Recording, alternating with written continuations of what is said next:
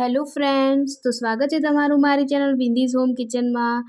તો ફ્રેન્ડ્સ, આજે હું તમારી સાથે શેર કરવાની છું કાચા ટમેટાના શાકની રેસીપી.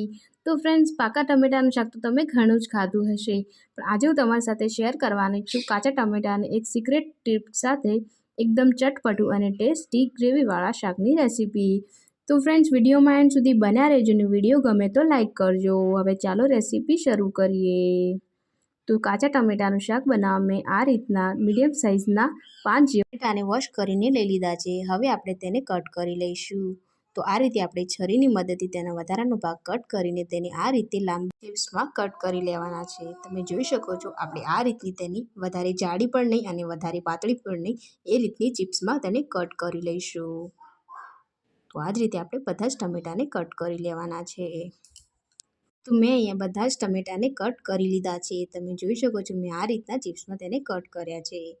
હવે વઘાર કરવા માટે મેં અહીંયા કઢાઈમાં 3 થી 4 ચમચી જેટલું તેલ એડ કર્યું છે.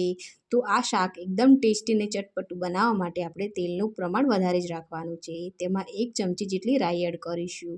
રાઈ સરસ રીતે ફૂટવા લાગે એટલે આપણે તેમાં અડધી ચમચી જીરું પણ એડ કરી લઈશું. જીરું કકડાઈ જાય એટલે આપણે તેમાં મીઠો લીમડો એડ કરી લઈશું. ગેસની ફ્લેમ આપણે મીડિયમ જ રાખવાની છે, તેને સાંતળી લેવાના છે. હવે આપણે તેમાં કટ કરેલા ટમેટાં પણ એડ કરી લઈશું અને તેને પણ સારી રીતે સાંતળી લઈશું. ગેસની ફ્લેમ આપણે મીડિયમ જ રાખવાની છે. તો મીડિયમ ગેસની ફ્લેમ પર આપણે ટમેટાને પણ 1 મિનિટ સુધી સાંતળી લેવાના છે. તો અહીંયા 1 મિનિટ જેવું થઈ ગયું છે. હવે આપણે તેમાં 1 ગ્લાસ જેટલું પાણી એડ કરી લેવાનું છે. હવે તેને એકવાર ચમચાની મદદથી હલાવીને તેને ઢાંકણું ઢાંકીને તેને 2 મિનિટ સુધી કૂક થવા દઈશું. ટમેટાં કૂક થાય ત્યાર સુધી આપણે એક સિક્રેટ મસાલો તૈયાર કરીશું, જેમાં મેં અહીંયા 1/4 કપ જેટલા સિંગદાણા લીધા છે, 2 ચમચી અહીંયા તલ લીધા છે. ત્યારબાદ મેં તેમાં અડધી જ વાટકી જેટલું ચવાણું લીધું છે. તમે ચવાણાની જગ્યાએ બીજું નમકીન પણ એડ કરી શકો છો. ચવાણાથી તેનો એક અલગ જ ફ્લેવર આવે છે. તો તેને ઢાંકણું ઢાંકીને તેને બંધ ચાલુમાં સરસ રીતે ક્રશ કરી લઈશું.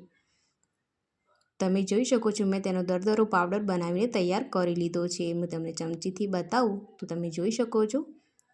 હવે આ મિશ્રણને આપણે એક પ્લેટમાં કાઢી લઈશું. તો મેં ક્રશ કરેલો બધા જ પાવડર એક પ્લેટમાં કાઢી લીધો છે. તો હવે મેં અહીંયા 8 થી 10 જેટલી લસણની કળીમાં 2 ચમચી મરચું એડ કરીને તેને સરસ રીતે વાટી લીધું છે. તો આપણે આ મસાલાને પણ તેમાં એડ કરી લઈશું. હવે તેમાં આપણે લીલા ઝીણા સમારેલા ધાણા પણ એડ કરી લઈશું.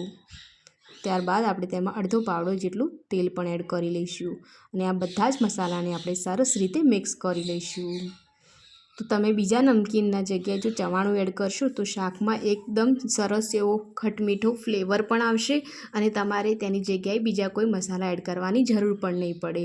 સિંગદાણા અને તલને શાકમાં એડ કરવાથી તેનો એકદમ ક્રન્ચી જે ટેસ્ટ આવે છે એ શાકમાં ખાવાની ખૂબ જ મજા આવે છે. તો ફ્રેન્ડ્સ, આ રેસીપી એકવાર જરૂરથી ટ્રાય કરજો. આ ટ્રીક સાથે જો તમે ટમેટાનું શાક બનાવશો તો આ શાક બધાનું જ ફેવરેટ બની જશે.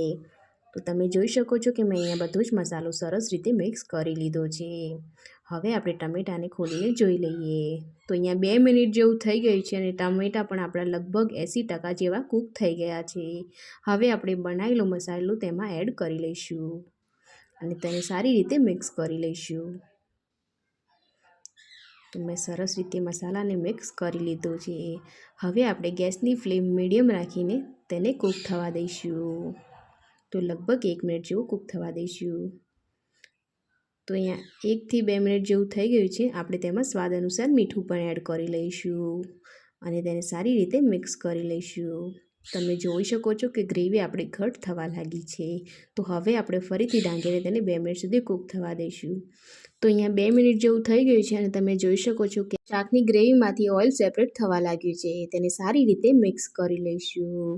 તો હવે આપણે ગેસની ફ્લેમ ઓફ કરી લેવાની છે અને તેમાં અડધી ચમચી જેટલો ગરમ મસાલો એડ કરી લઈશું.